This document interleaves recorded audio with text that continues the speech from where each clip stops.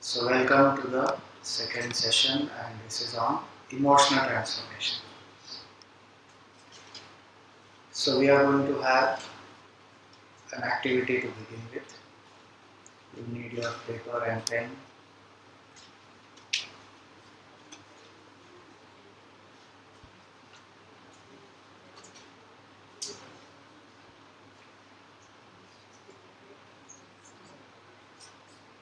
So the activity is simple. First one, draw how you are feeling right now.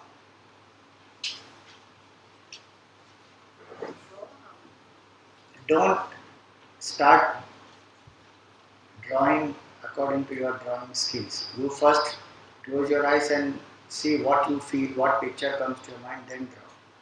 This is not a test of your drawing skills.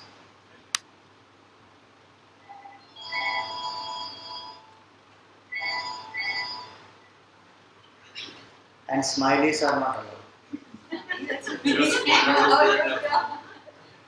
Easiest way to escape is put one round, put two eyes and put one smiley. Over.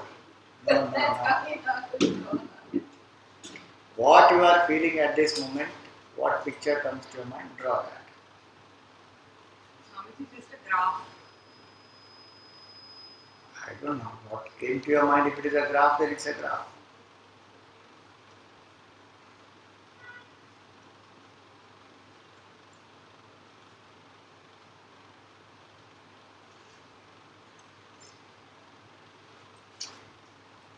You have 30 seconds more.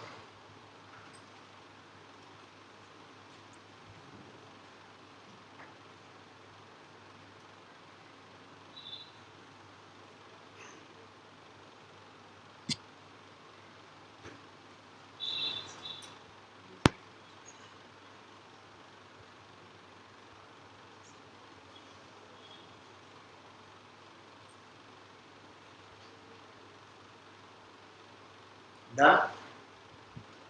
Anybody wants to share?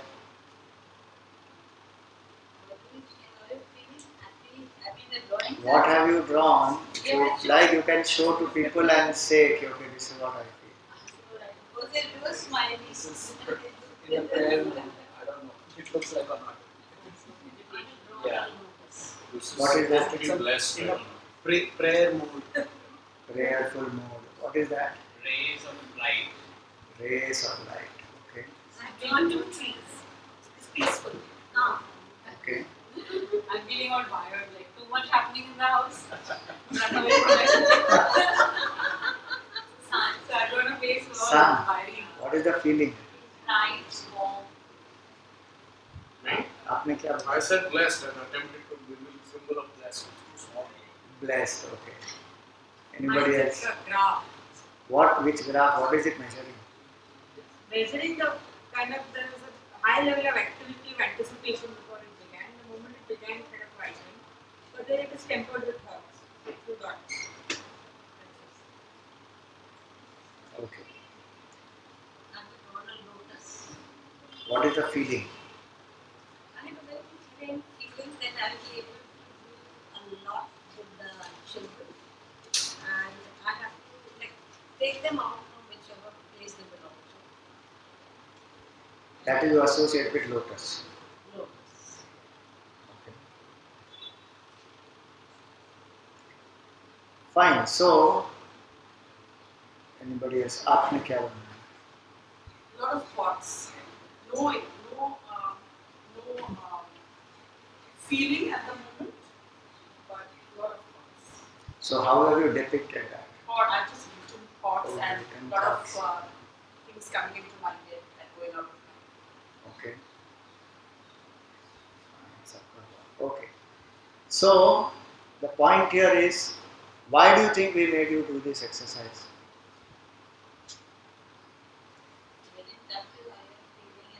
Express. Okay, express, get in touch with what you are feeling.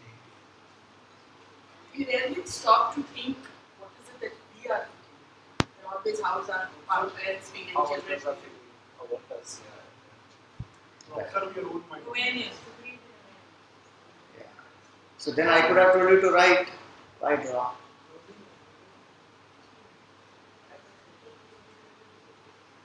It comes more naturally when we are asked to draw. We get to rack our brains. Right. So the thing is that our mind is a realm of emotions and feelings, and it thinks in terms of pictures. Thoughts don't come to us as words. They get verbalized after the emotion or the picture comes into the mind. Then it is verbalized. But most of the time our focus is only on the words.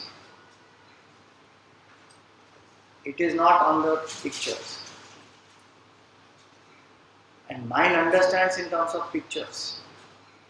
So it's important to know what is happening in my mind through those pictures. The pictures convey a lot of things, more than any amount of words. And our mind mainly thinks in terms of pictures. If I say apple, what comes to the mind? What apple? Red. Nobody thinks of green apple. iPhone 6. If I say constable, what comes into your mind? Havaldar, khaki, danda. Only a man will come to your mind, not a lady. Ladies, there are enough lady constables also. But the mind, you see, that's the conditioning of the mind. And mind thinks only in terms of pictures. And as somebody said, that we are not aware of our feelings. We are most of the time focusing on other people and what they feel about us. And if we are aware of our feelings, then we are lost in them. So the idea of this emotional transformation is to know at this moment what is my feeling. What is the best thing that happened to you today? This you can share, you don't have to draw. I woke up alive. But do you feel that? I am talking about feeling, not about an intellectual thought. I heard about the introduction of Vivek Chudamani and I was very happy.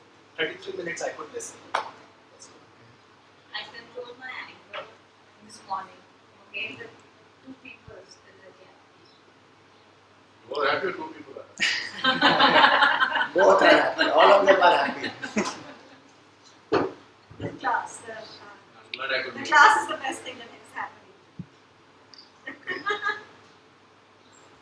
I was able to avoid the traffic at Dadars. Yes, even I got Very much lesser practical. traffic. If you avoid traffic, then you feel very happy. Chalo, bach gaye. Yeah, no, I could make it in time, so yeah, I'll second this. So there are different things that make us feel good, make us feel happy. The idea is through all this just to be in touch, because rarely we even think of these things. We are just running through life from one thing to other. What made me feel good? What are the small things which make me feel satisfied, which make me feel happy? We don't pay much attention. Sometimes we do, sometimes we don't. Last time when you got angry and why? I got irritated today. Too much of pushing for marriage. But not angry. It's part of it. Okay. Anybody Irritability else? happens all the time from me. I don't happen from me. Yeah, even I don't get angry. I don't get angry, but yesterday I snapped at my husband.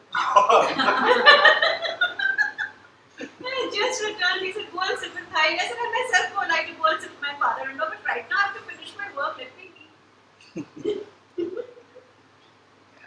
Many people don't even know when they got angry last. The irritability is happening like 20 times. I do generally get angry, for sure. And then it turns inwards towards oneself. When did you feel emotionally low recently? If at all anybody wants to share, otherwise there's no issue. Idea is to know. Okay, I felt low at such and such time yesterday. So your self-rating on how emotionally balanced you are out of 10, you should write that number. You don't need to share it, but write that number just now. And keep that number somewhere where it is visible to you. At the end of this session, you have to see again. Out of 1 to 10, how emotionally balanced you think you are, put down that time. Generally, Generally. Not at this moment. Generally, in life, Can you give yourself 6, 7, 9, 10, how much? 5, 3, whatever. As a person. You do not lose your center like how much you stay centered. That Then we will ask Yeah, emotionally balanced. what exactly? So Does that, it include anger or just I won't say that now because that is what the presentation is about. At this moment, according to your understanding of emotional balance, where will you put your number?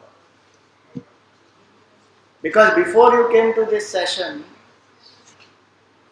also you have some idea, no? Okay, I'm emotionally disbalanced, not balanced, sometimes balanced, all the time imbalanced, whatever. Some idea we have about ourselves. So just put that number. So what was our acronym for physical transformation? FIT. FITT. Means what?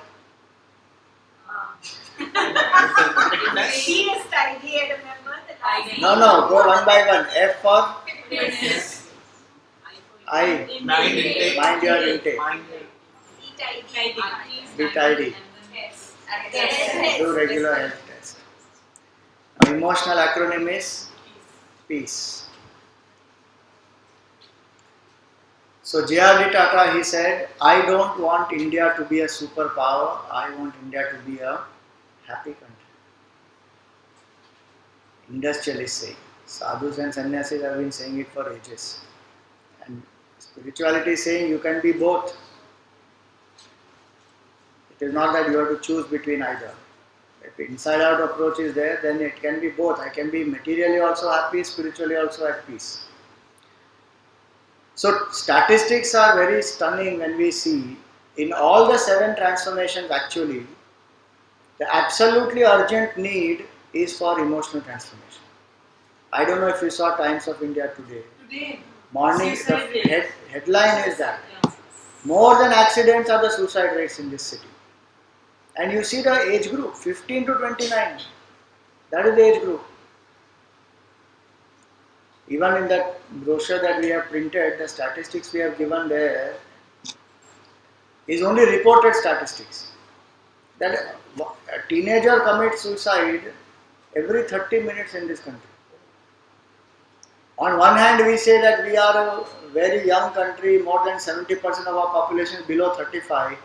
On the other hand, the maximum suicides are done by teenagers and youngsters. It just goes to show that emotionally we are not very well equipped to handle challenges of life. So this is actually the most urgent need. And you see, these are reported cases. That also 2012 statistics. We can update it little more. And these are all only what we come to know. Many we don't know. Tamil Nadu heads that list and then comes Maharashtra. In one youth camp when I showed this, the majority were from Chennai and then from Mumbai and then other people from all over India were there. They started clapping, yay, Tamil Nadu is the first. I said, what are you clapping for? Have some thinking. We are clapping for what? This many suicides, for that we are clapping. This many people lost their lives. Just goes to show that the emotional maturity or sensitivity is very less. So the number of suicides that happen, the number of family problems that happen, number of divorce, drugs, depression, all these are effects of just that emotional maturity, and nobody teaches how to handle the emotions. Some more statistics. Kerala has the highest literacy rate and yet you see the suicides. So many.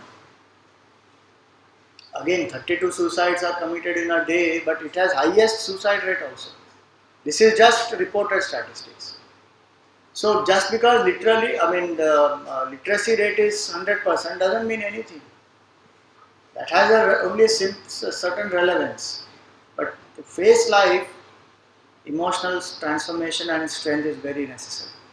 All these, 15 minutes, one individual in India commits suicide. South India is the world suicide capital according to Lancet study. And India is the suicide capital of the whole world. Do you know that? Yeah.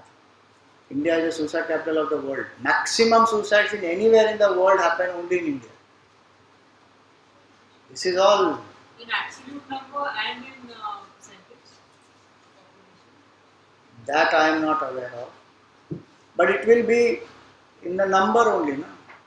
Percentage wise, I don't know. It's very easy because we Number are because of the population, Yeah. but China is more than us. Huh. And with all the knowledge that we have in India, still suicides, we are the suicide capital of the world. Whatever ratio, number is in the No, that was for my curiosity. Yeah, yeah. Absolutely. On an average, 50,000 suicides committed in a year just in Andhra, Tamil Nadu and Kerala. So, idea here is that emotional transformation is a very, very urgent need. And hence we say that mind mastery is self-mastery. How much ever one may know, informative knowledge and degrees one may have, but we see the same happening in Mahabharata also. Why did Arjun collapse? He had all the skills, unable to handle the emotional overwhelming, collapsed. So coming to that, what is the mind when we speak about? We all understand, as Gurudev used to say, that the mind is the flow of thoughts, just like the river is a flow of water. So here thoughts includes the feelings and emotions, and they keep continuously going on. When they are not there, then one is asleep. But when one is awake, then the mind continuously feels and thinks and responds. This mind of ours needs to be made our friend. As the Gita says, your mind is your best friend and your mind is your worst enemy. How to befriend the mind that I don't land up in such suicidal tendencies. Second page of Times of India, if you see today, they speak about depression and all that. And how so many people just choose to commit suicide because for a long time they go through depression. And people don't even know that this person is going through depression. And for what all things the people go through depression is also sometimes very stunning to us. So what we need to do is be aware. There are many different signs. We will not go into too many technical details of it. But overall, how to manage the mind is what we will be learning in this particular session. So first thing to know is that the mind is not only the seat of thoughts but emotions. And emotions have a great power. If we all are sitting here, it is because we feel that okay, we should do something for the country. Feeling has a lot of power, not just thinking. Intellectual conviction has a power, feeling also has power. Until we don't tap the power of the feeling, many times we don't even do things. It is not necessary that I do something because I know. But I definitely do something when I feel. So if I know that I must run in the morning and do my exercise, doesn't mean I will actually run. But if I feel that no, I must, then I will actually do it. So feelings have a lot of power and they inspire energy, action, achievement, even sacrifice. How many freedom fighters gave up their lives because of the feeling? Even today, if there are armies guarding us, how much sacrifice all those army men must be doing to be at the borders. In the floods in Jammu and Kashmir just now, how many army people have got washed away? More than 200, 300 army jawans have got washed away in the floods. But the feeling, what one has. So feeling generates a lot of power and we need to tap that power of the feeling for the positive. So that's the first aspect of emotional transformation. Second aspect is one should never think that emotions are bad. Because there is that stereotyping which happens. Typically one will say that if somebody is crying or if somebody feels low, then they are emotional person. Or they have that stereotype that women cry, men should not cry.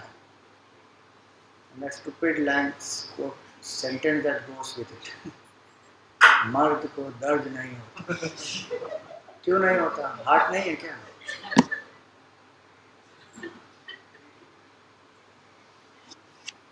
Everybody has emotions. Emotionalism is bad. Emotions should not overwhelm us, but emotions are there and emotions have great power And it is that which makes us human. Otherwise, what difference is there between a robot and us? The robot is more efficient than us otherwise. Can think faster, knows much more things. A lot of things happen, but emotions make that human. So emotions have a lot of power, and one should be made to feel that it is fine to have emotions. There's nothing wrong in having emotions. So why this emotional transformation? Because mastery over emotion is real education. Vivekananda said that.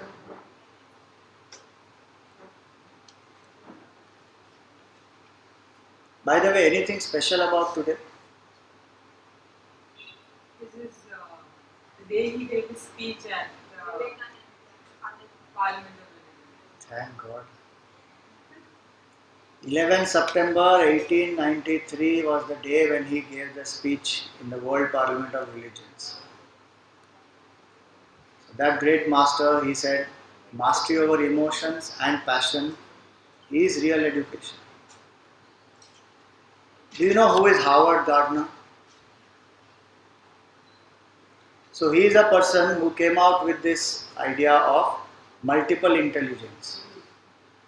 So to know your aptitude and then to choose the field which you belong to, the different types of intelligence they test, spatial intelligence and creative intelligence and so many, some 8 or 9, yeah, so some different numbers of intelligence, and then you go through different processes, then you know overall. So it's not anymore just the IQ and just the EQ, different things they test. So he also spoke about this, that your EQ is a level of your ability to understand other people, what motivates them and how to work cooperatively with them. This especially helps not only when we are in our family or home, but even in the corporate world. The whole work is with teams, with people. And a lot of stress happens because we don't know how to handle people. They have different background, different thought process, different feelings. And when we are working in a global culture, that people from different backgrounds are there. So it is necessary to interact with them and be able to understand the emotions from where they are operating and all that. That's why today they have that whole soft skills training. Because otherwise it is not possible to learn. Because that's not taught in any of other aspects in our education. Another aspect, somebody else he said that when awareness is brought to an emotion, power is brought to your life. Many emotions, they arise in us, but we are not even aware. So I can transform an emotional state only when I become aware that this is what I am going through at this moment and I want to get out of this. When the downward vicious, that downward spiral works, many times we don't know only that we are in that spiral. When I think low about myself, then my performance gets hampered. When my performance gets hampered, again I feel low about myself. It keeps going on. And that's why we say that the depression lasts for such a long time that one doesn't anymore feel, it has become a normal for that person. And so the person must become aware. So one is that emotions are not bad. Second is awareness of the emotion must be there. And what is that emotional transformation? Very simple. We have left out the technical language. Otherwise Daniel Goleman and all of them, they have given definitions of that. Simple way to monitor my feeling and others' feelings, and then to use this to guide the thinking and action. That's it. Simple. That is emotional transformation that we need. I should be able to use my emotion, be aware of my emotions and others' emotions, and use it to guide the thinking and actions positively.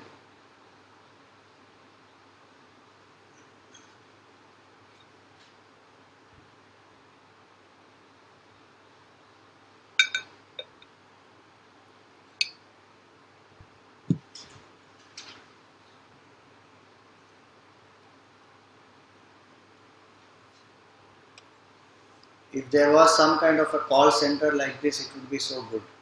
We can't see what is very small.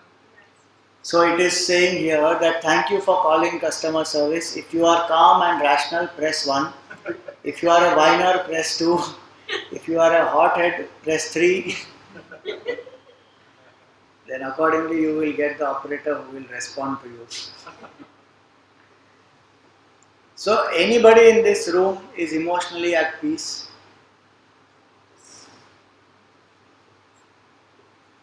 Yes, no. Yes. How many say yes? Bas. Okay. Some of these things do happen to all of us. I can't get my anger in control. I get nightmares. I feel lonely. So purpose of this session is to see how to be aware of our emotions and then how to take charge and change them rather than being a victim of those emotions. So the acronym for that is PEACE. P-E-A-C.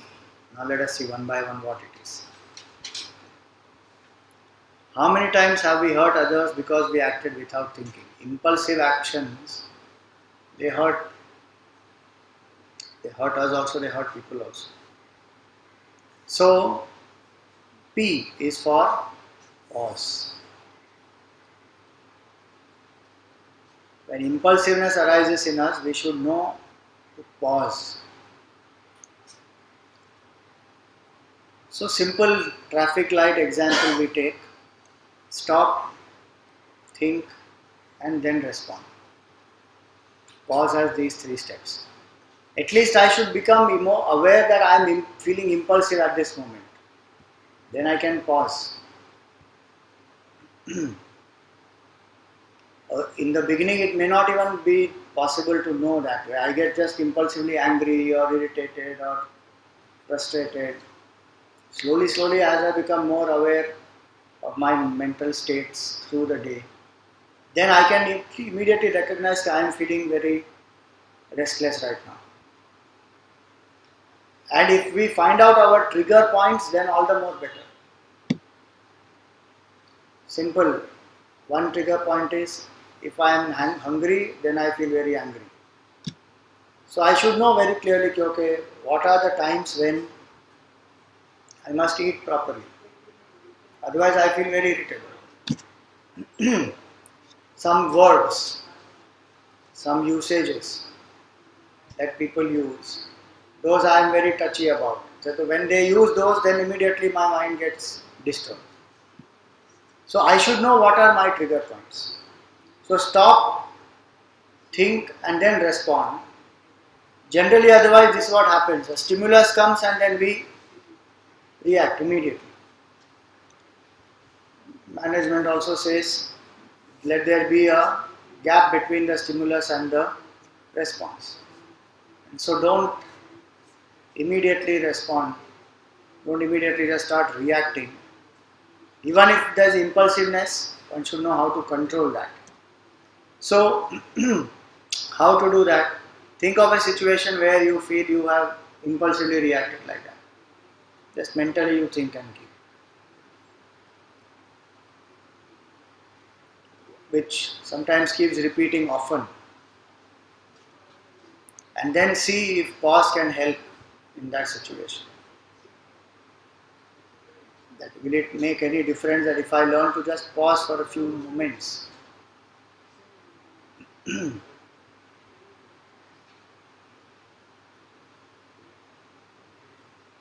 one of the World Cups, this Zidane, he was given that called red card, right? Red card, because he got angry.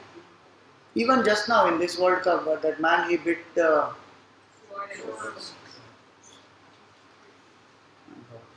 That moment, impulsiveness, how it comes. At that moment, one should know what to hold on to so that impulsiveness will go. It's just like that in Ganga when we take bath, the flow is very powerful, then we hold on to the chain and then take bath, otherwise we'll get swept. Same way, what are the anchors which I can use to pause? We have given just a few of them. One anchor can be deep breathing. When I feel very impulsive, just 10 deep breaths I can take without thinking anything else. Just simple deep breathing.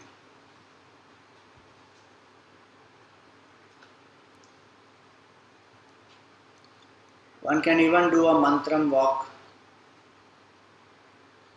which means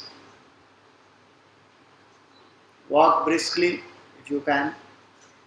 Otherwise, do chanting in the mind, but do fast chanting. If you are able to move away from that place which is provocative or from that person, then you move away and walk fast. Let the breathing be synchronized to the walking and the chanting be synchronized to the breathing and walking. So, breathing, walking, chanting. Let all the three synchronize together. So, again, that helps to hold back the reaction.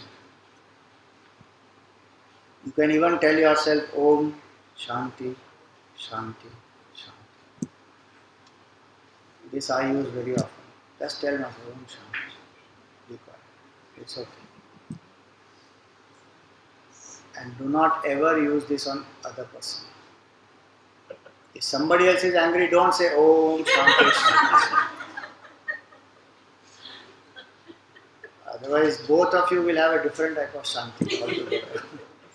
So just use it for yourself. Om Shanti, Shanti, Shanti. If you can go away also, it helps, because as long as the person is in front and you can apply that to what you call SMS or WhatsApp, iMessage, because sometimes we keep on responding on that, and that person will respond, again I respond, again that one. Just put that phone aside for 10 minutes. Wait. Mind will cool down. There's no need to immediately respond. Because that much gap, if we just take, it's just a matter of taking that break. Over. Then the pattern is cut. I can think. Last is, if you can sleep, sleep.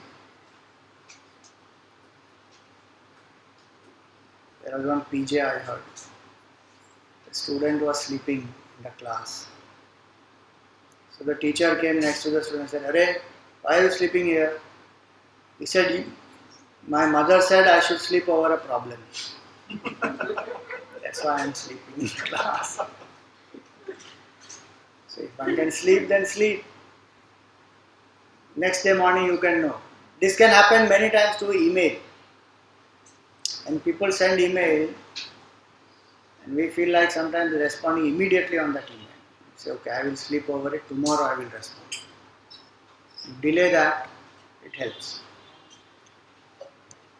So that was P, pause. Now what do you think about this picture? He's asking, Questioning. seems to be questioning. Expressing his What is he expressing? What? What did I do? What did I do? Create surprise. Shock, surprise, emotion. curious. Not me. It's not me. And by me. Why me? Mine. Very interesting answer. What's going on? Okay, so what's going on? This activity is called thinking routine. What does this mean? This means that when I see something, immediately I start thinking about it. I don't know anything about this picture. Why this was clicked, in what context, but the mind starts thinking immediately. This may mean this may mean that. And so one of the reasons why emotionally one gets disturbed is because we don't find facts, but we go by assumptions. The moment I see something, then immediately mind starts. And there's nothing wrong in thinking, but a lot of these one must be able to distinguish between fact and assumption. In this picture, how will I ever know? Unless I know the context, I will not know the facts. It will only be my assumption. Hence the E is for educate yourself on emotions.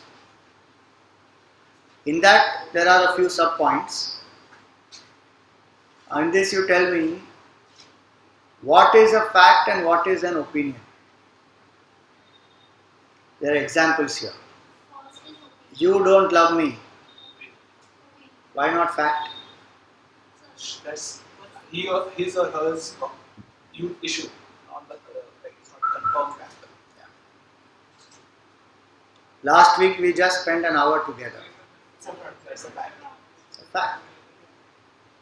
You are ignoring me. So, you know, brain. You send an SMS and no reply comes, finish, this thought will come.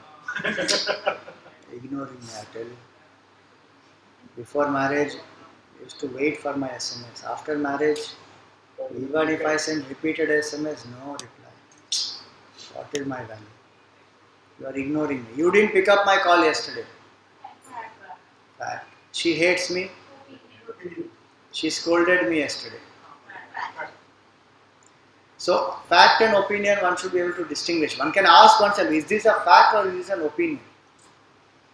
You will be stunned to know that a lot of suffering happens only based on assumption. She thinks bad about me, he thinks like this about me, and this person may not be, appreciating what I do. How much psychological assumptions? Facts may be something else only. So first point was, in educate, there are 5 points. In that the first point is distinguish between fact and opinion. Second point is take responsibility for your emotions and feelings. Emotionally mature and transformed person will always take responsibility, not blame. So you see the sentences which are on the left side. They all are statements of blame or responsibility. Left one are all blame. That you are making me angry. Emotionally mature person will say, I am feeling angry. I am sad because of her, or I am feeling sad now. You don't have time for me versus I wish I could spend more time with you. Any more examples like this you want to give?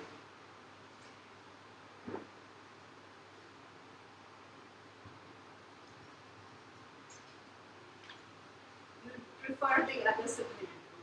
Very common one. You like your son only, you don't like me. So in that, what is the blame and what is the irresponsibility part? It's, I think it's more kind of blackmail or something. No, so rephrase that into a responsible statement where you are taking charge of that emotion. So if the child says that you prefer the other sibling more than me, then that is a statement of, let us say, not taking charge of one's emotion. How will one rephrase that to become responsible for what one is feeling Maybe instead we of can saying say, them? I think I'm not coming up to your expectation. I wish I can be fair to them. No, not from parent, from child's It's child's standpoint. end. It's a child end. The child can say probably to father or mother that I'm probably not coming up to your expectation. You know, is there something wrong I'm with feeling that? left out. Or My studies are just as important, don't teach him more. Yeah. So there are different ways one can take charge.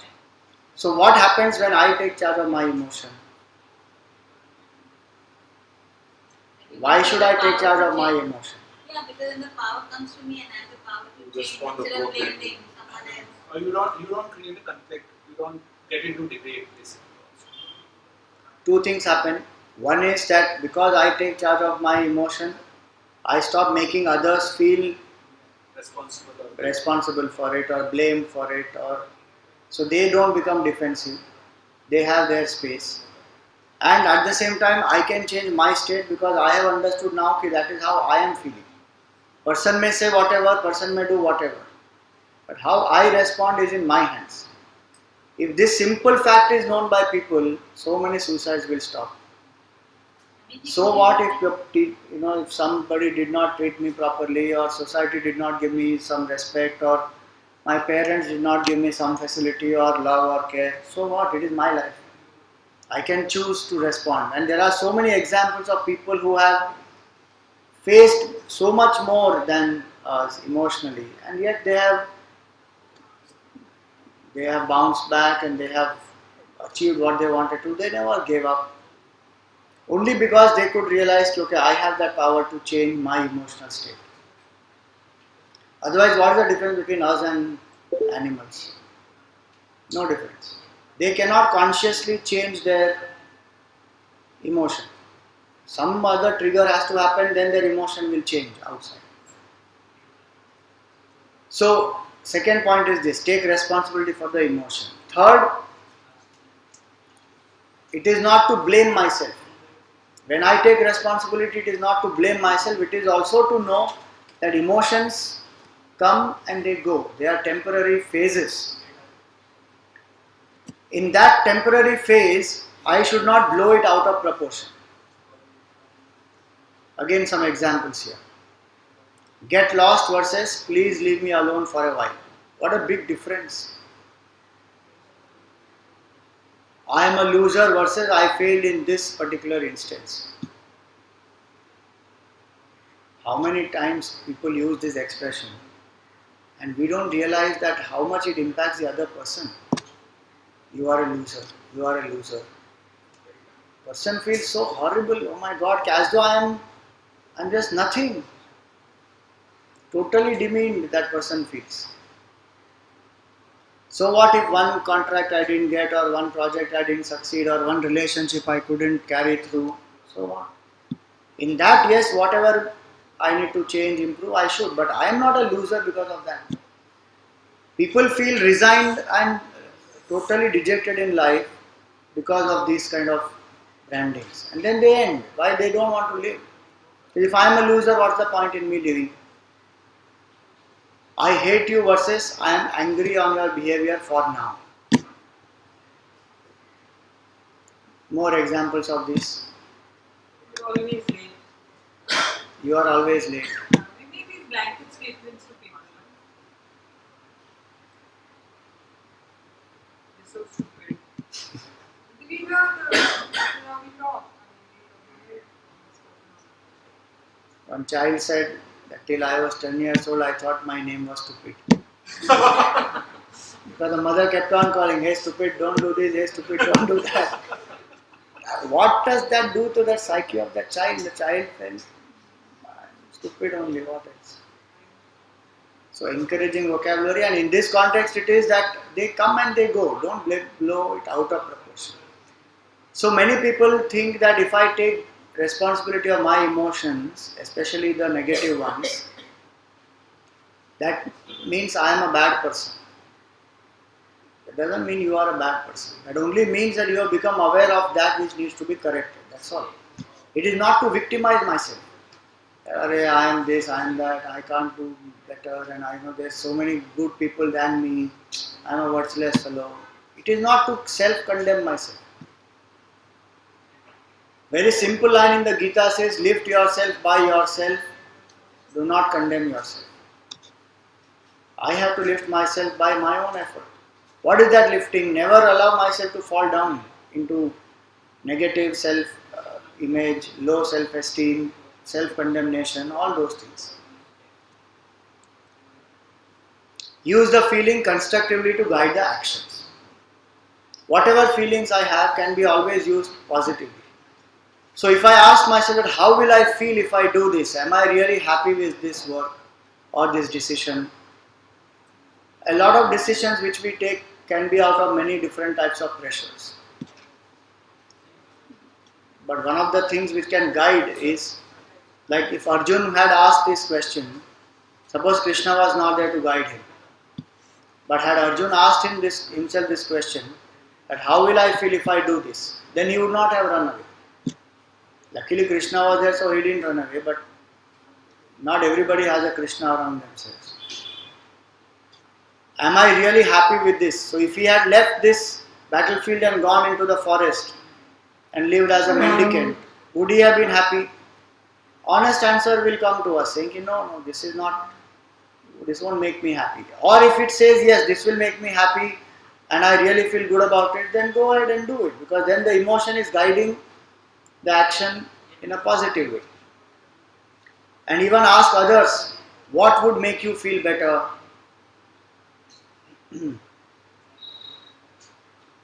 Especially if somebody is low and they are pouring out, ask them first, what would make you feel better, rather than giving solution. Because they may not want solution. They may just want you to listen, that's all. And giving them solution may make them feel worse. As though I don't know this solution, why this person is telling me. So what would make you feel better? That is the expression of that emotions guiding my action. Then I decide whether I should tell them the solution, not tell them, or just be quiet, just listen. Many times they have their own solution also. Yeah. One of the highest paid jobs is of psychiatrists, not counselors. Counselors will give you counsel, but a psychiatrist may not give you a counsel. Especially in some of the countries abroad, they will listen to you because they don't have people in their family or friends or the social circle to share. Then they go to the psychiatrist. They'll start pouring out. So, idea is to be sensitive. Then let the emotion guide the action. In that way, that person is an integrated person whose emotions guide the actions and uh, they don't overwhelm the clarity and they don't make the person debilitated in action. And the fifth point is allow your emotions to energize you instead of weakening you out. Even the emotions which are negative have tremendous power, just that they are in a wrong direction. So instead of beating on that again and again and again, proactive ways to find what can be done about it. So if I feel frustrated about all the tension with the colleagues, then I should ask myself, how can I help to resolve? Many times we keep on brooding on the problem and keep feeling low. And typically that happens over tea or some evening snack or something where people are sitting and talking away, and then happily one talks big things, world politics and how world peace is going to dogs and what's happening in the country, and what is the conclusion at the end of it? Kuch nahi. It's all going from bad to worse. What is the point? That will only make me feel helpless. Even if I am in such a situation where it doesn't it happens to be a very grim situation, what is the way out is what one should think. For example, if we know now, okay, this emotional transformation is the need of the hour now, because suicides are so many, depressions are so many, and all that we understand. Now one can go round and round about that and keep feeling low and weak and helpless. Or one can say, okay, this is what it is, fine. What can I do about it? And then start doing. So all the energy which is left wasted in this negative thinking, complaining, cribbing, all that can change. So when I was studying, there was a nice statement that my teacher used to say. That Nike has that formula. Their tagline is just do it. So he would say that if there's something about a situation which you can do, then just do it. And if there's nothing that you can do, just drop it. We do the exact reverse. About what we can do something, we will not do. And about what we cannot do something, we keep on brooding. So these are 5 aspects on educate yourself on emotion. What was the first one? Starting to Differentiate between opinion and facts. fact. Second, Take take responsibility of the emotion. Third, Emotions are they are temporary, don't blow them out of proportion. Fourth, constructively use your let the emotion be used constructively. And fifth, let the emotion energize rather than victimize. If you have done this exercise, let others participate. What do you see here?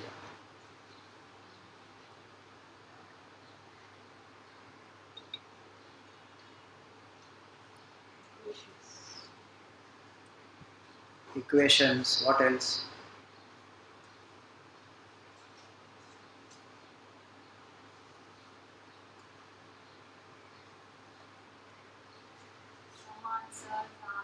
or wrong. Answer is wrong. One is wrong. One is wrong. Which one is wrong? 7 plus 3 is equal to 11. Oh, you 7 plus 3 is equal to 11. And 10 then into 20. 10 into 20. 10 into 20 should be how much? Okay. So how many equations are here? Yes. 10. How many are correct? How many are wrong? Our attention goes to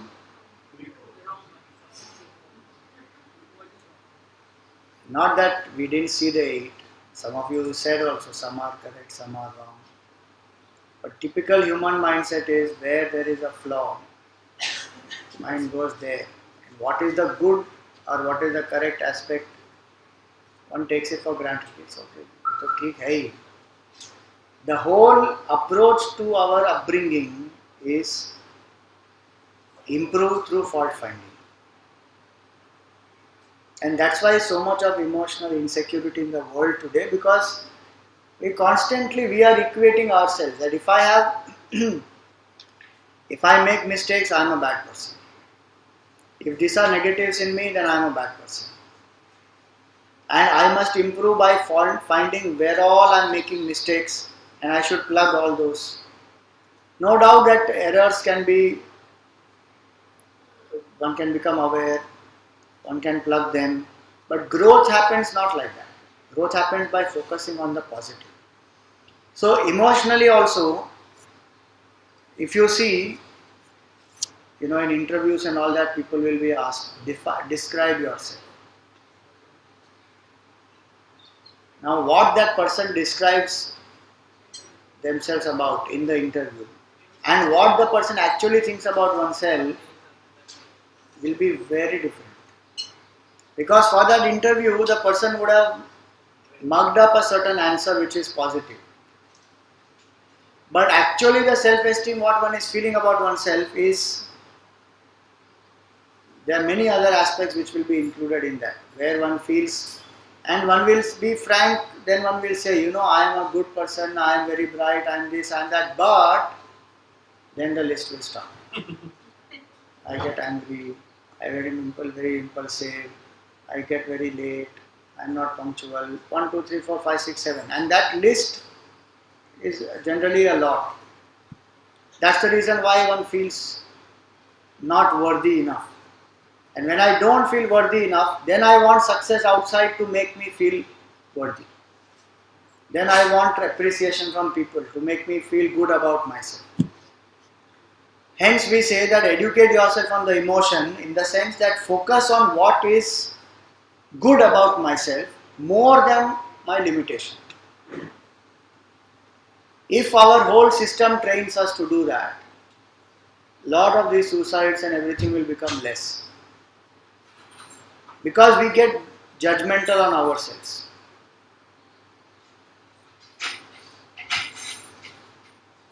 One of the reasons why anger also comes. Can you guess what is the equation of anger?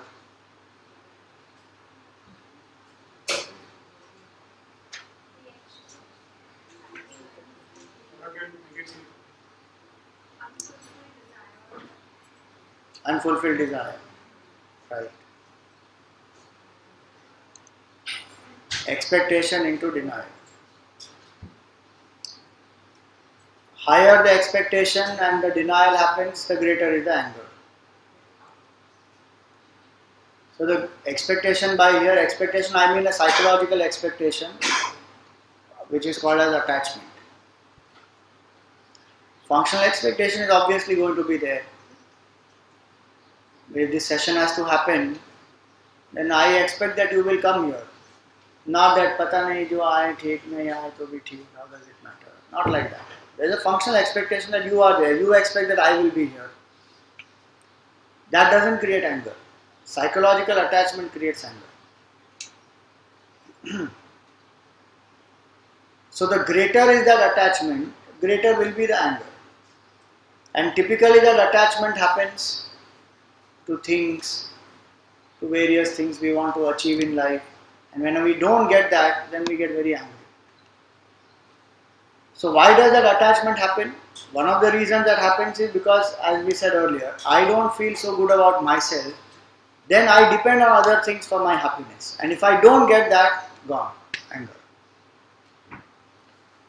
And today so they have this Angry Birds game also. It is very funny. Instead of learning to control anger, we are training ourselves. That game is called Angry Birds, and literally you get very angry. Because after some time when you play that game, and that with that bird you have to hit that pig, and you can't finish that in the number of birds which is given, and then the pig smiles like that. And you feel very angry that what is this? And you can't aim and all that properly. It's just a game. No? How much? So you keep on trying one particular level. When you get more angry, and you say, now it's an ego issue. Now why is that pig smiling so much? Again, it's literally the game which creates anger. Some of them they love it, children and all they love it. But after a certain level, it's too much because you can't finish it. What is that game? Angry Birds is a game on that iPad and iPhone and all that.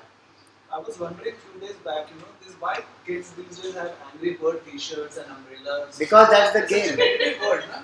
Wearing it also. Soft toys, Angry Birds. Yeah, there are lots of things because that game is very popular. So commercially one will sell it. So there's a bird, and on the catapult you put that bird, and then there are various things, and then there's a pig, a green color face pig. All these birds are there. Yeah, all of them, and each of them have a different way of operating. Yeah, they're all pictures. They all are there. No? One bird, as you throw that bird away from the catapult, you pull it back and throw, it flies, and then you put the finger in between, that will become into three. All that.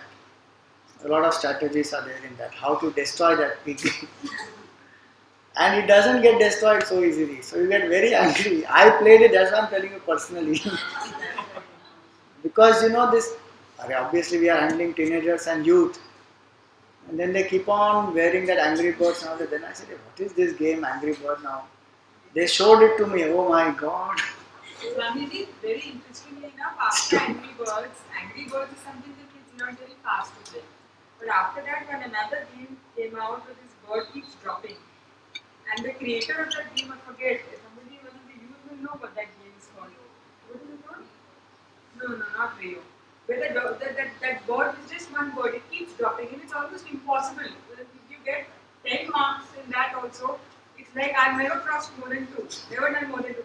That truly gets you angry. And right after it came out, within a week, the fellow who created the game, he withdrew his name and everything from it because he himself did stop creating, meaning higher levels or what, because it became a rage and it was just impossible to do that. You felt so bad about yourself while doing the game, it just got you angrier and angrier. So it keeps falling and you should prevent it from falling. Correct. It keeps hitting that lamppost, either a lamppost up or below. I just completely forget what it's called. That the creator actually withdrew his name and he withdrew the game. So the ones, whoever downloaded it beforehand has that version, otherwise it's not there anymore. Thank God at least they withdrew. Yeah, Angry Bird get to naya level and you have to pay to get those levels. Some of those are free, but after that you have to pay. I really wonder where our whole thinking is going. We are paying to drink all that, what is that called? Aerated drinks with concentrated acidity. And in the name of opening happiness. What kind of happiness is that? Ask the stomach, is it happiness or is it acidity? But that is happening and that anger is going to increase only. So the idea here is that when anger comes to us, one of the reasons why anger comes is because I don't feel good about myself and then I depend on other things. How to handle this anger now? A few simple tips. One is we should learn to increase our acceptance levels. Today acceptance levels are very, very low. Even in schools you will find some of the students commit suicide and get into drugs because of just 1 or 2%. How much dependency that if I don't get into this particular institution, my life is ruined. Okay, you did not get, so what? There are lots of possibilities in life now. So let the acceptance levels increase in our mind, which can happen only when they see people around them doing that, where they can accept failures in a more equanimous and a positive way. Two things that we do to the children harms them so much, and we don't have an antidote for it, or we don't teach them the antidote for it. Number one, engineer so much of ambition into them that they feel that whatever they do is less. And it becomes very popular nowadays is, I am not content with what I have. Because the phrase that we put into their head is discontentment makes you hungry for more.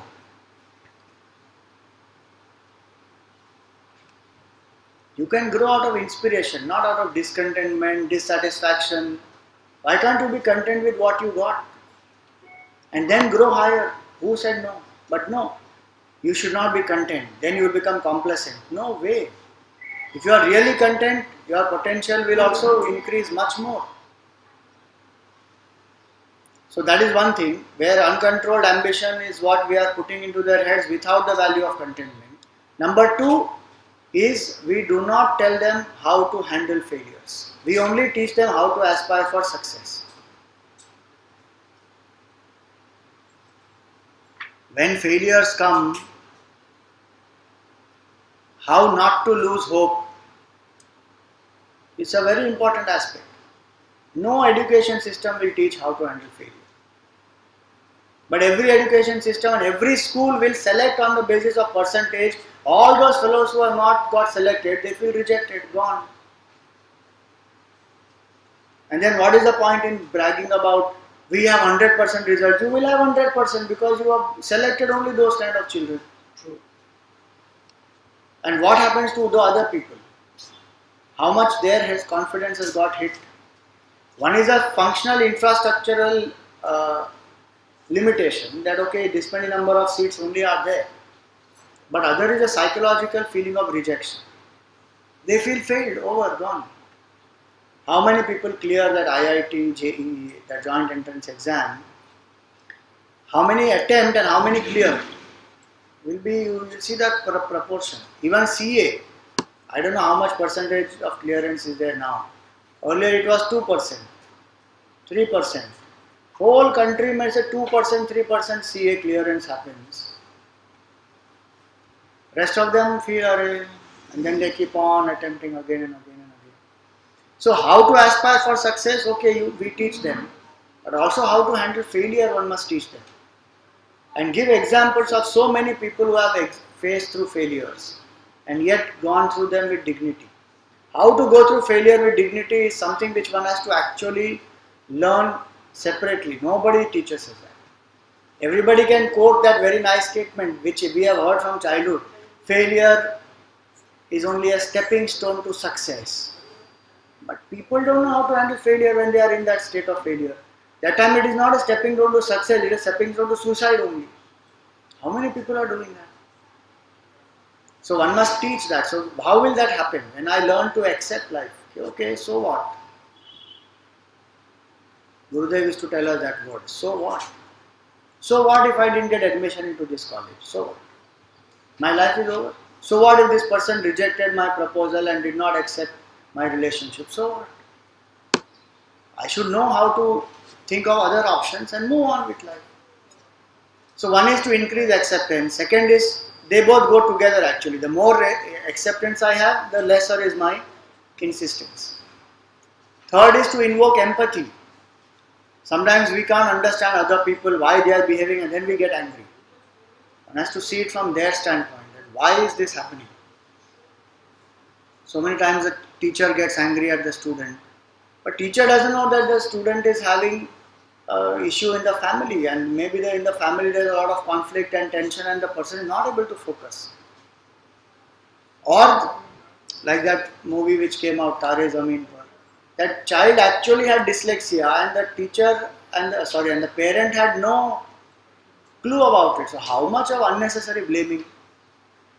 Your brother also is studying in the same thing, he is a topper and he put so much of effort and you are such a dull head and this, that goes on and on.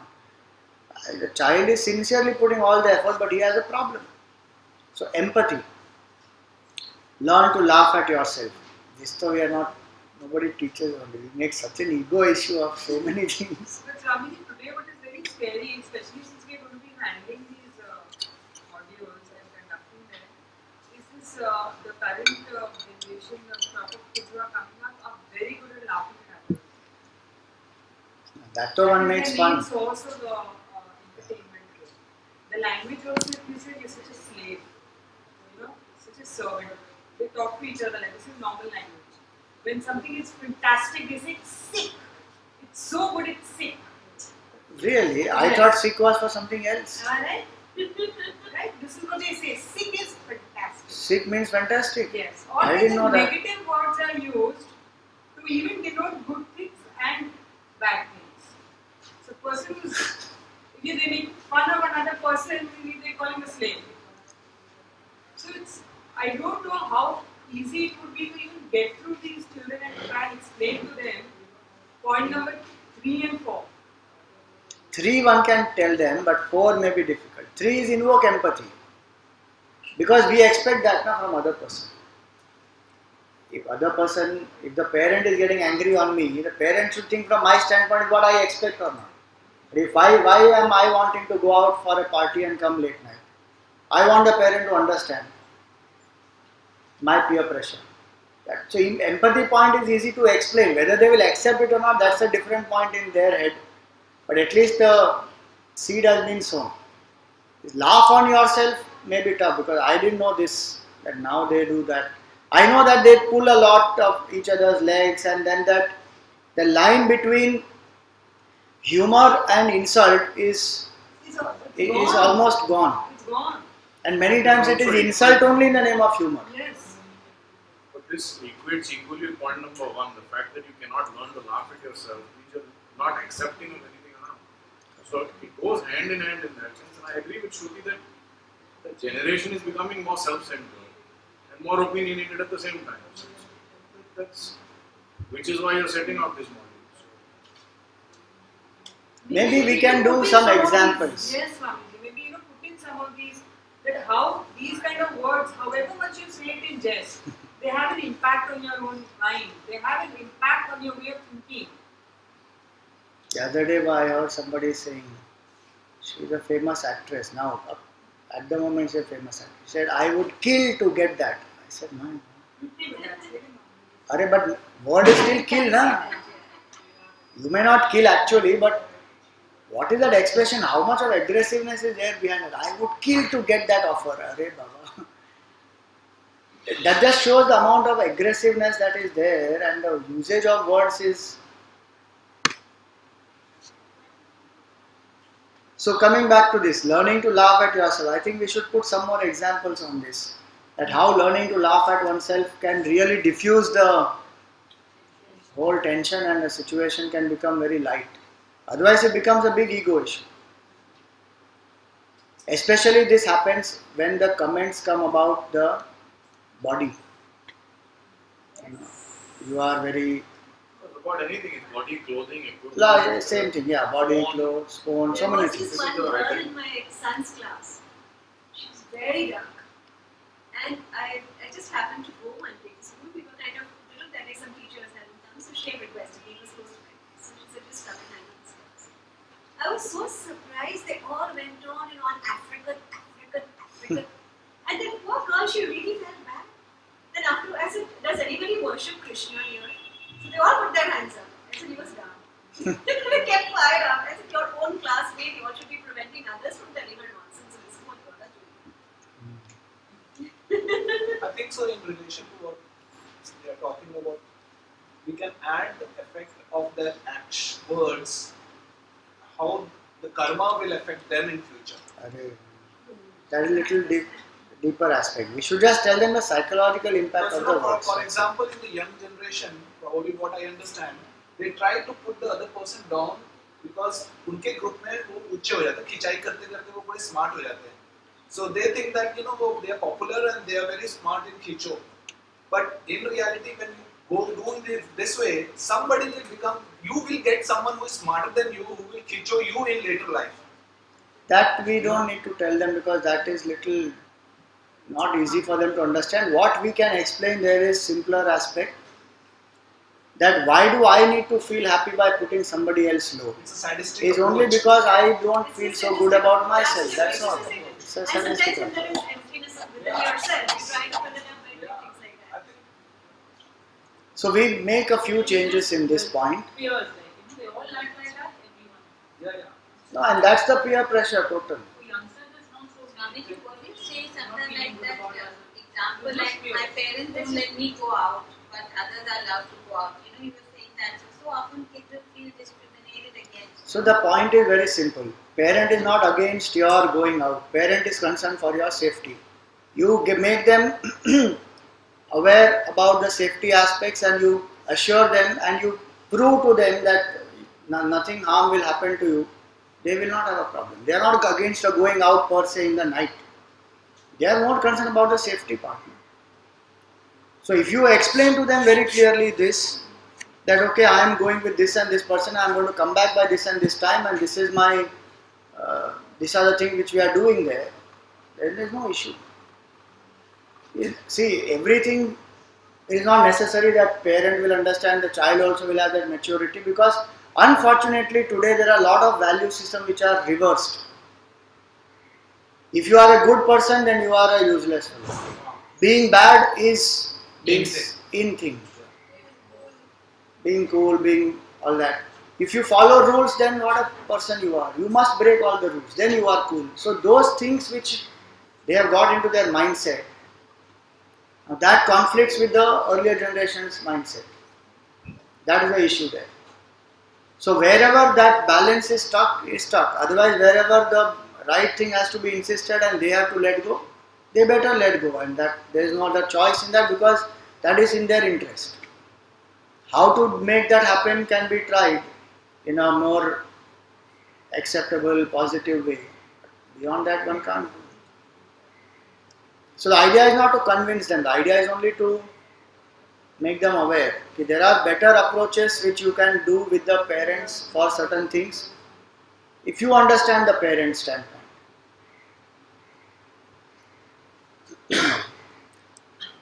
Let the anger be issue based and not person based. Meaning, generally we brand the person. Suppose I have a fight with somebody on a particular issue, then it should remain on that issue. Maybe we disagree, but otherwise our relationship can be fine as it is. But generally we brand the person. I don't want to talk to you at all. The complete person is as though rejected. So let the anger be limited to only the issue, not on the whole person. I have handled two aspects of emotion. One is anger and one is fear. I have not done the other aspects because these are two main aspects. And then we also spoke about low self-esteem. So these three, if the youth learn to handle, that's more than enough for this module. So how does fear work? Fear works in these three steps. First point of fear is that I don't know. And the moment I don't know something, then the mind always plays the what if game. What if this happens? What if that happens? So I don't know what marks I will get. So the mind plays, what if I don't get? What if I don't get admission into this? What will my parents think? What will my friends think? What if game starts? And the more that build-up starts, the more weaker a person becomes. Then a person feels, I can't handle this. This applies in any type of fear. So it's a fear of, let us say, failure. So some project you want to start, some new business or a venture you want to start, and I don't know whether it will be successful, what will be the market condition, will I get my returns as I planned, I don't know. Then the person starts what if, and says no, I don't want to do that. So then the person doesn't start it only. So fear works in this, and if I understand this mechanism, then I can learn how to control that fear. How will I do that? Equation for fear is love plus knowledge. If I really love that work that I want to take up, or I am loving that subject, then I don't bother about what if this happens, what if that happens. I continue in that. But what of the past experience, you know, like 3 times, 4 times, 5 times, then of course you have fear to start the same thing next time. But if you have not learned the lessons and you don't have the knowledge of the past mistakes, then obviously you will repeat. Otherwise, why will you repeat that? What if the circumstances or situation are the same? Then why do you need to repeat it? If circumstance is the same, then why do you need to repeat that? Then you don't need to repeat it. Now think of another alternative. If I understand very clearly that okay, recession is happening just now, I mean it's not happening now, but if I understood okay, there is a recession period just now, and I have invested twice earlier, why should I invest? Either that means I have learned my lesson, or it means I am just addicted to doing that thing again and again. I should make that choice separately. There are many other possibilities to consider. So faith, you can even take it as faith. Absence of knowledge is ignorance, which causes fear. And absence of faith, because everywhere I will not know. I need to have faith about the future. Or I need to love whatever I am doing so that the uncertainty of future doesn't trouble me. Then that fear happens then the fear gets controlled. So one of the acronyms of fear is this: false emotion that appears real. There are different acronyms: forget everything and run. That's the typical response. And when I can't handle, then I want to run away. So forget everything and run is a typical response. Because I think that fear is real, that thing is real. If I understand that that's not real, it's only appearing real. I have a fear of, let us say, darkness or of public speaking. It's not a real fear. I should just get the right knowledge, that's all. Put on the light, see what is, over. Otherwise it appears very real. There is something inside and I will get attacked and I will get harmed and whatever. In the previous one, where you said love plus knowledge, very often for teenagers, fear of relationships, failed relationships keep coming up. You know, they have a pattern of, and that is very important to them. Yeah, so that So how does that knowledge one has to handle in that. Okay, why did this relationship fail? Maybe I was more selfish, maybe I didn't understand that person, or maybe we were not, our two temperaments are different, whatever it is. And important there is to love myself. Otherwise, a failed relationship can damage my own psyche and my own self-esteem. If I love myself and then I am out for whatever socializing and relationship, then there's not a problem. Just to add to her thing, most of the kids, they have this multiple failures in relationship is because they don't take pause between the last relationship and the present one. They immediately find another shoulder, and especially girls are very vulnerable and boys are smart to handle that. So they end up, and जब नियत अच्छी नहीं है आपकी, intention अच्छा नहीं है तो output भी अच्छा नहीं है. Different reasons are there, lots of reasons are there behind that. There's a nice saying: if you don't love yourself, how do you expect others to love you? Yeah, so typically, as I was saying earlier, that the fear makes us run away. And the more one runs away from the fear, the more the fear builds. So the person must know that I need to handle this fear, not run away from it. Learn from it. Yeah. If I face that fear, like if I have fear of public speaking, we will see that on 1st October it shall reveal itself.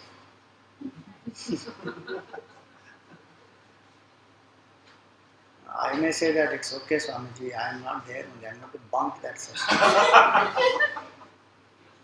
Okay, bunk it. Let that fear keep growing. What else? Or face it, saying ki nothing doing, I am going to go and talk. And I will overcome that fear and I will learn what it is to speak. Not that I will rattle off anything and let the audience suffer. How does it matter to me? That is indifference. I will go, I will face my fear, I will put in that effort to master that skill. That is the way to overcome fear. At this moment, you can even take little time and write down what are your top 3 fears. You don't need to share it with us, but write down what are the top 3 fears that you have and what are you doing to handle those fears. Because even if one fear we are able to overcome, so much of energy is released. So much of inhibition that I have in my mind gets out. And it will go only by consciously working. It will not go just like that.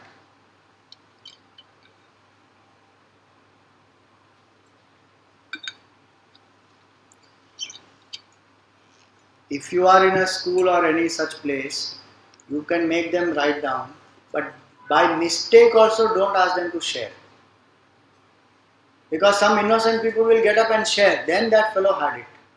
Everybody else will start making fun of them.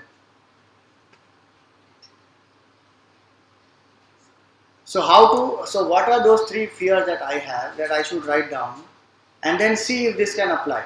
That first, am I ready to even face it? Sometimes we have to create opportunities to face it. By itself the opportunity may not come. Suppose I have fear of heights. Then I may not I may not get an opportunity to face and overcome that fear. Then I need to create that opportunity. Go and do rappelling. Then I overcome that fear of heights. And do it 4, 5, 10 times. And after that the fear of heights goes. So what are the fears that I have? I should write down, face it boldly and stop the build-up. If the build-up says, what if this happens? You say, we will see when it happens.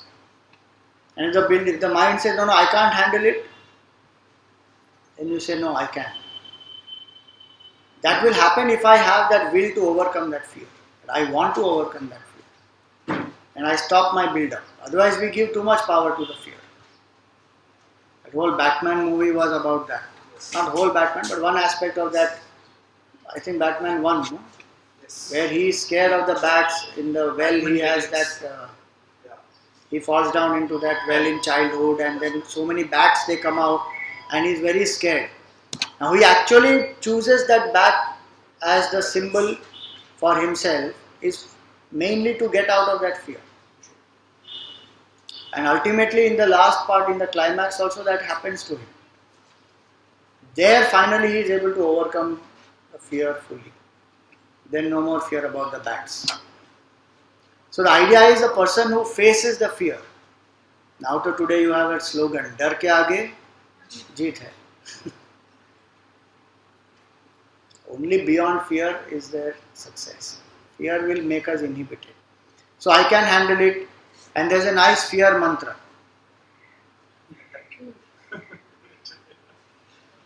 Om Karejaya Namah is that fear mantra. Keep repeating. Om Karejaya Namah, Om Karejaya Namah, Om So the Karejaya Namah. universe, all the Guru Mandala will be Pareshan. Which mantra is this one? The moment you invoke courage, you can handle it. And one important aspect of fear is to also master the skill. Because fear goes by practice and goes by strength within. So if I don't have a skill, let us say I don't know how to drive a four-wheeler, and I'm scared then I will bang into somebody. Then one can't say that, no, I can do it, I can do it. That will help to start learning. But if I don't learn that skill, then it is not appropriate. So I need to learn and practice. So 2 emotions we have seen, anger and fear. Now this emotional transformation session, this PPT is the comprehensive one. Depends on where you go, which school you go, what time they give you, then you can make it shorter. That you handle only, let us say, anger and fear part and remove those 5 points about educate yourself on emotions. Depending on which level of students, if it is 7th standard, 8th standard, or if it is 11th, 12th, college. So depending on their maturity level, you can decide to hide some slides and show only certain ones. This is the whole comprehensive one. So P for pause, E for educate yourself on emotion, A for appreciation. When we appreciate somebody, we express our love and when others appreciate us, we feel loved. A lot of times what happens is the appreciation remains inside only. It doesn't come out. And many times the other way it happens. I really appreciate from inside, but I keep criticizing outside. Yeah. I don't know if you have experienced that, but that typically happens. Appreciation is there inside. Like a father will love the son a lot and appreciate from inside, but externally may keep on disciplining the child. So the child feels that my dad doesn't love me only. Somehow, this is a part of our Indian culture. We don't appreciate easily. Actually, it's not a part of Indian culture. There is some way We we've don't never know. seen our parents appreciate us a lot. They don't know how to We don't know express what to- love. They feel कि कैसे ही I tend to disagree on that because parents do love and they do express their appreciation also. We've always been picked off for when we've been wrong. We've never been patted a lot on the back or saying that we really did good. You know, I think that I don't know. I think that is more to do with the mindset of love versus discipline. And we have been portrayed that father is disciplinarian figure, mother is a loving figure. So that kind of a mindset has been created in our mind. Possibly that's why in the maybe a few generations earlier, and but from this generation onwards, I don't think that will be holding true because now it is much more expressive. Now it is the other extreme. Even the fellow is going to college and mummy says, "Come, give me a hug," and go, "Arey Baba." When he wants, he will give. Now I don't want.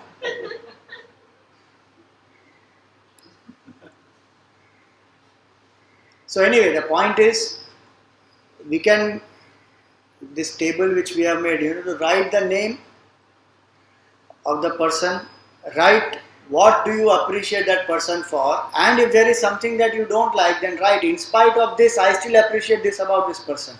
That helps to make a balanced view, and then go and appreciate that person actually. If you have not appreciated, it can be even for small little things. It doesn't have to be only with our immediate family. It can be with colleagues at work. It can be even simple. Have we appreciated the lift man? Never. The milkman, the liftman, the newspaper wala. How many people, what all they do, Baba, for making our life comfortable. Our relationship with them is only contractual, commercial. Oh, paisa, he puts the milk or the newspaper, I give him monthly, over.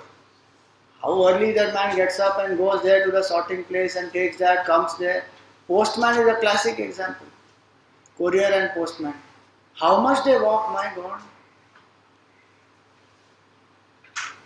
And then on that Diwali day when he expects something, we become so confused.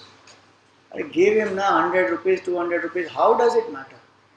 10 rupees, 15 rupees. You just imagine the amount of walking that man does. And if you think about his salary, one will wonder how is this man even surviving?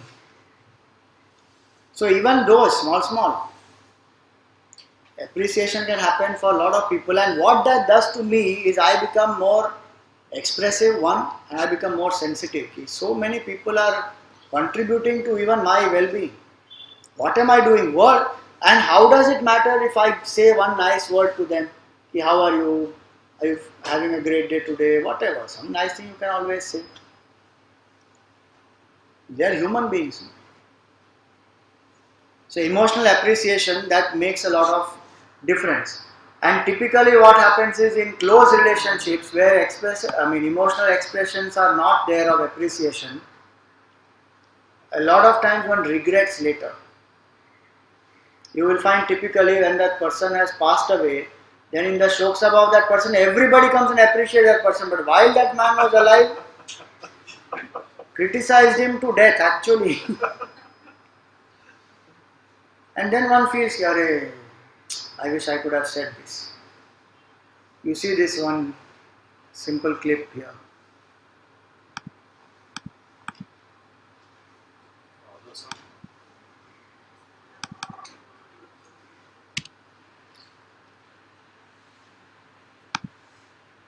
Father-son relationship is really classic example. They both store it inside only. It expresses outside in a different way, but not in the emotional way it should express. And then there will be tears. Now you see this touching video. Usually a noisy way.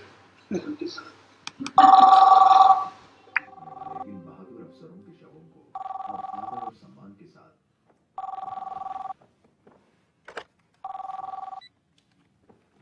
Hello hello daddy.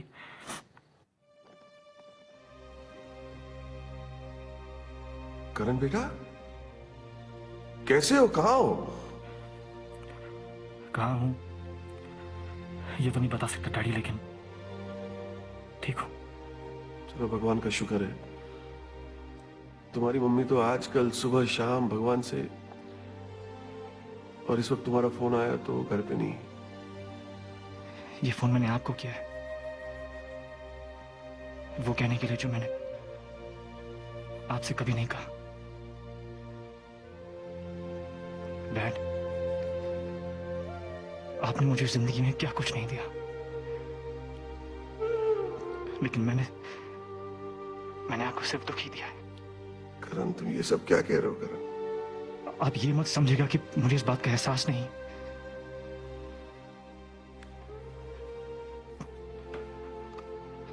I love you, Dad.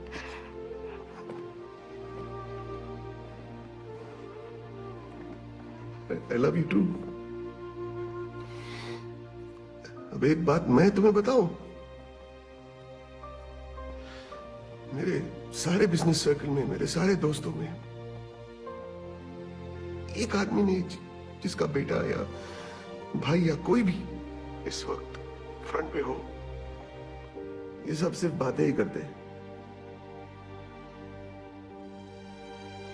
पर मैं sir उठा के कह सकता हूं कि मेरा बेटा मैदान जंग में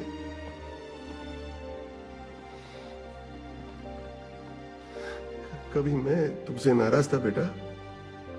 today I am proud of you. गर्व है मुझे तुम पर। Thank you dad, thank you.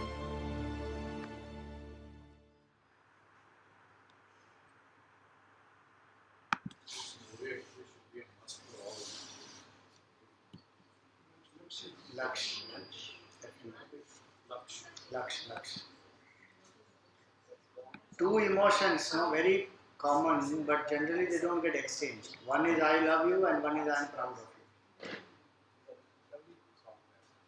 How much that father had a conflict when this man joined the army. And how much misunderstanding. But you see at that border when he is fighting and he doesn't know next day whether he will be alive or not. He expressed it, at least in the movie. So many people don't get to express, they don't express. They want to, but either they are scared, or they don't know what will be the response emotionally, whether they will be able to handle. So it doesn't come out. In one of our modules for family, we had this appreciation, one word. So we said, make appreciation certificate. And you write the name of that person, that this is to appreciate so and so for whatever. And go and give it to that person. If you can't say, at least write and give it and express it, because in that expression there is an emotional growth of the individual, and of course that person also then understands what you feel. So P for pause, E for educate yourself on emotion, A for appreciate, C for, okay, appreciate, there is one more. So make a list of who all touched your life and how will you show your love and care to them.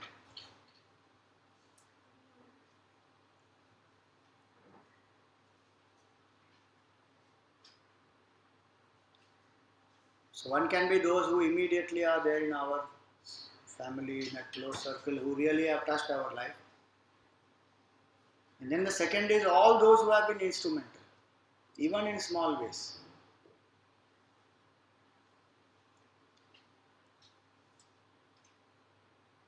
If you saw that the talk, when Sachin Tendulkar retired, he gave some 15-20 minutes talk.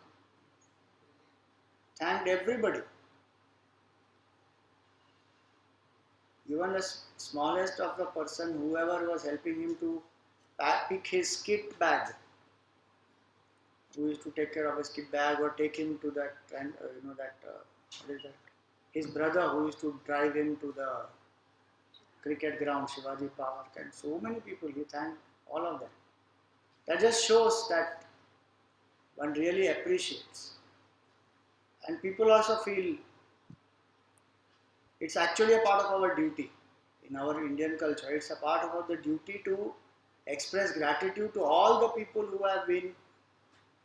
So when we come to cultural transformation, you will see that.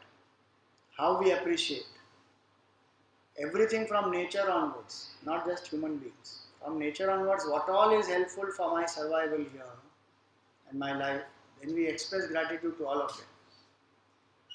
C for compassion and forgiveness. So what is the learning from this video?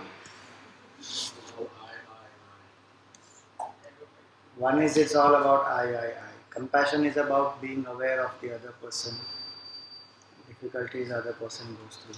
Actually, this video I should show at the end because all the 5 points Yeah, they're all. are all in. Pause.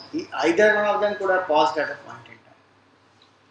Emotional, educate yourself on emotion. How the woman thinks, how the man thinks, they totally differ. One should know that. A. Appreciate. Some appreciation of each other's efforts could have also helped. Compassion, definitely. So C is for compassion and forgiveness. Actually, he applied pause at the end. He actually wanted to go there and he would have started retaliating again. He held back and said, okay, leave it, and go out. So different aspects are there for this. But in this context of emotional transformation, all the 4 you can apply. Forgiveness is one more aspect of it. When somebody has hurt me, I carry resentment in my heart. Or if I have done something wrong, I carry the guilt in my heart. Forgiveness is one of the best antidotes for anger and also frees us from guilt, resentment, hurt, and it is definitely a quality of the strong. Many people think that if you forgive, you are weak. That is not true. If I really forgive, that is a quality of a strong person because then I am freeing myself. So forgiveness is not for other person. We don't forgive because we think, what if the other person repeats? That is their stupidity. I can defend myself if I am aware that that may happen. But not to forgive, I am harming myself only. The person did something and went away. Now I am harboring that in my mind.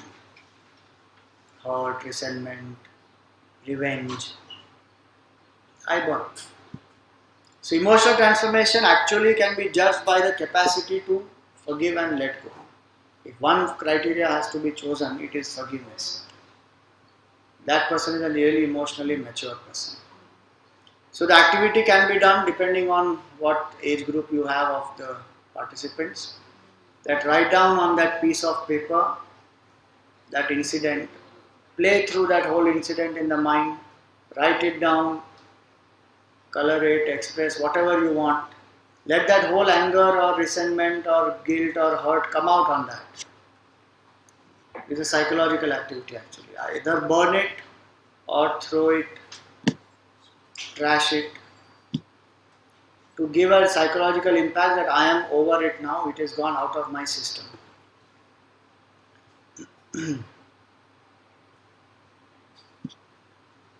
So psychologically, if I have told myself it is out, it's over, and it is dead past now, then it becomes easier to let go.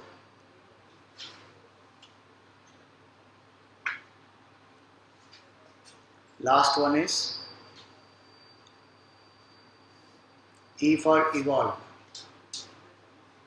So Gurudev used to tell us that this our whole emotional transformation is actually based on this line. We stand as one family bound to each other with love and respect.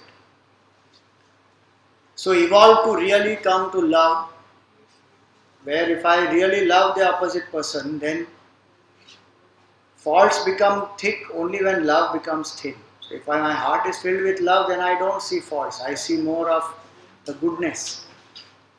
And I become a giver of love, not a beggar of love.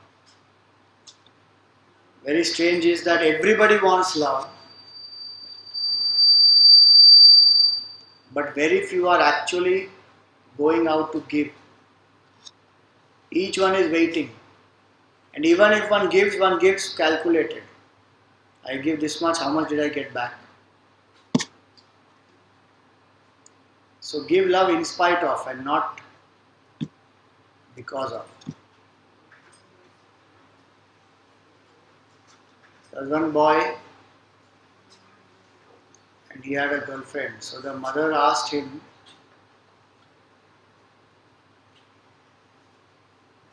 that what does the girlfriend like in you?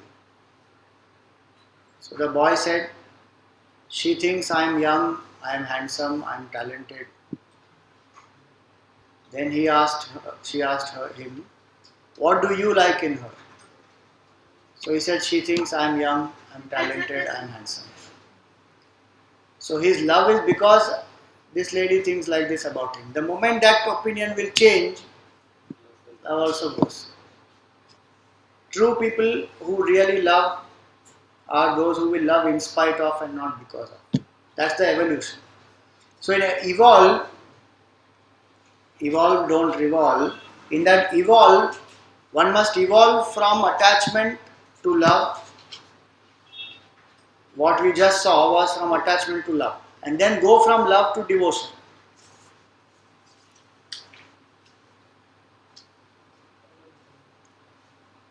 Now when we talk about devotion here, we don't mean devotion to God and one particular form and all that. In this context, because we have to address people from different backgrounds, we are going to take devotion as devotion to an ideal. So you will see the video for it. But before that, what is the difference between love and attachment? So on table we have just given here just to understand a few points. That love is always attachment is because of and love is in spite of. People love others because they make them feel good or they are wealthy or they feel belonged. So many reasons. Love is selfless, love is selfish. Where I think more about myself is that attachment. Where I think about the beloved, that is the love aspect. So love really makes me feel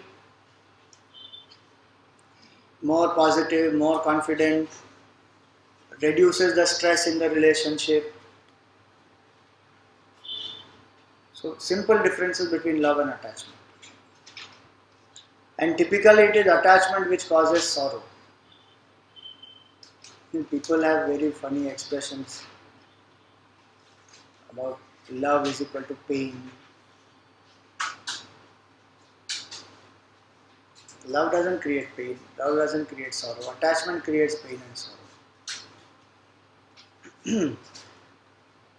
And typically we find in relationships we are very attached and we feel that attachment is a sign of love. It is not.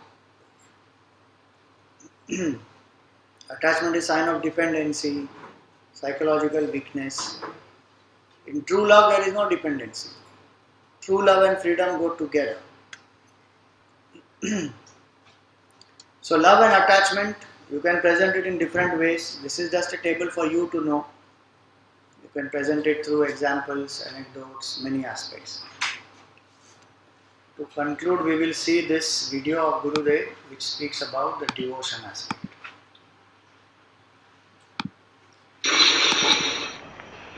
Devotion means love. Devotion means love. Love means a kind of devotion. What is devotion? A kind of love. If both are the same, prema, love, bhakti, devotion. Why two words for the same thing? That is absurd. In no language you got two names of the meaning the same. There is some difference. What is the difference between love and devotion? Think. You all know what is love, isn't it? I love my dog. I love my chapel. I love my wife. You say these all the three in one sentence? There will be a great commotion in the family for the next 1 week. Isn't it? But the idea is right. I love my dog. You are right. Do you love the chapel? I go, I love the chapel. And wife? Yes, I love. Don't you think it's insulting? Okay. Nobody says that I am devoted to my dog. Except a few. No decent husband would say.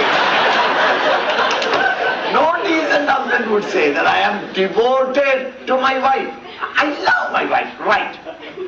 But not devoted. But you are devoted to your parents. Devoted to your teacher. Devoted to art. Devoted to my profession. Right? Devoted to my country. Devoted to that philosophy, political or philosophical. Devoted to the ideal, right. But I love my dog, I love my horse, I love my motorcycle, I love. You don't say that I am devoted to my motorcycle. Think of the difference. What is the difference? The emotion remaining the same. Love and devotion. The emotion remaining the same. When that emotion of love is towards something lower, I call it love. And the same emotion, when it is towards something higher, we call it. Think. Don't accept, I told you. I think you are sitting down and accepting. Don't accept. When the emotion of devotion or love is for the lower, it is called LOVE. I love this, I love that, I love chocolate also, I love blue color, I love blue color, I love everything, blah, blah, blah, blah, blah, blah, blah, blah. But devotion is only when the same emotion is lifted to an altar higher. Now, in all languages of the world, all of you when you are teenagers, you must have gone through one or two experiences of what you generally call all over the world. I fell in love. Anybody who has never fallen in love? Miserable man. You have missed something. At least now go and fall once. I fell in love. Is there a definition in every language? What do you mean by fall in love? Swamiji, till yesterday I was a carefree, happy, jolly good man. And yesterday evening in the temple I saw her. Then what happened? Fell. Is it not? Fell means what? You're not slip and fall. I have fallen in my poise, balance, inner happiness. I seem to have gone into confusion. I don't know now whether I will be able to marry her, whether my parents will allow me or not. Now how will I marry? But if I marry, now I'll have to look after her. And how will I look after her? Where is the money for it? And I have no job at all. I am unemployed and unemployable. All the sorrows come to your mind. Then you say, I have fallen in love. Falling in love is called love, but rising in love is called devotion. When you become devoted to some ideal, you start developing your personality. Your little stature grows. To rise in love is called devotion.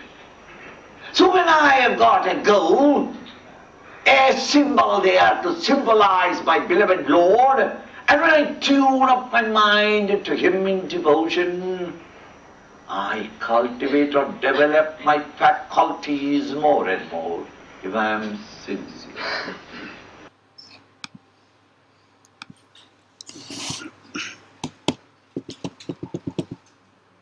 So simple and nice definition. He covered both aspects, love also and devotion aspect also. So finally, what is the result? Who is an emotionally transformed person?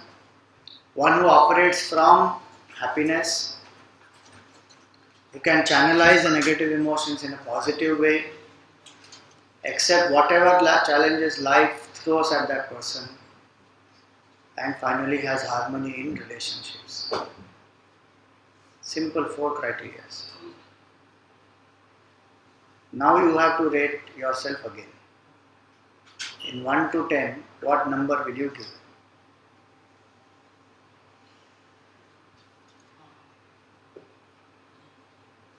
Based on what we said now,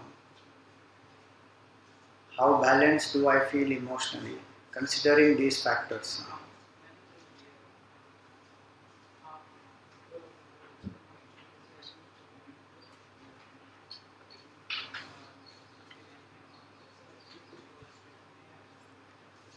So 3 examples, you can give many more. One is harmony in relationships.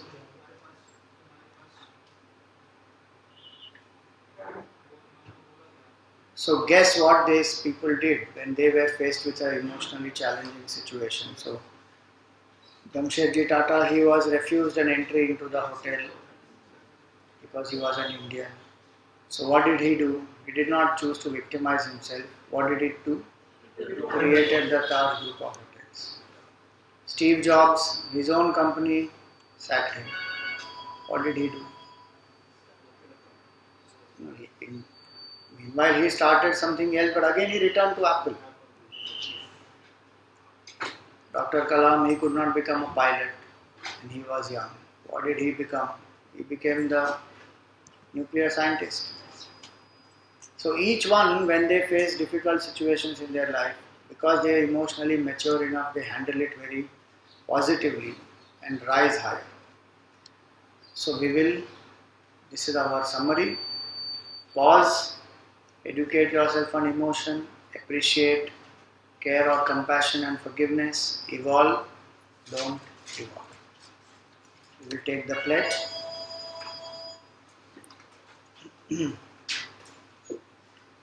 We stand as one family, We stand as one family, bound to each other with love and respect. bound to each other with love and respect. My transformation My transformation transforms the nation. transforms the nation. I transform, India transforms. you transform, India transforms. we transform. India transforms. Thank you. There is this one handout you can take, distribute. This is about love and respect. That both are necessary in a relationship.